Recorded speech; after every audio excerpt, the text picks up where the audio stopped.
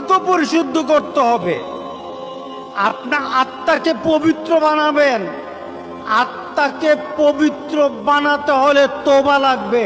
এটা পানি দিয়ে হবে না, মাটি দিয়ে হবে না। আপনার আত্মাকে যদি পবিত্র করতে চান তাহলে তওবা লাগবে। কি লাগবে? তওবা। এবার আত্মার পবিত্রতা হলো তওবা দিয়ে।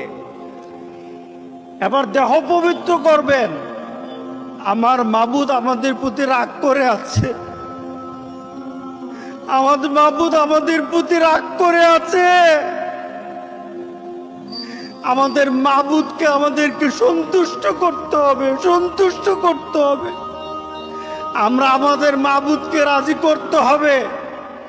আমরা তওবার মাধ্যমে আল্লাহকে রাজি করতে আর চেষ্টা হব।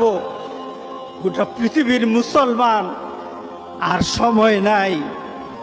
সুতরাং আমরা আল্লাহর কাছে প্রাণ বলে আজকে কাঁদি।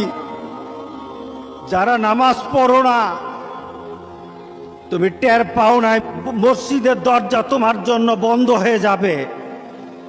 তুমি মনে রেখে দিও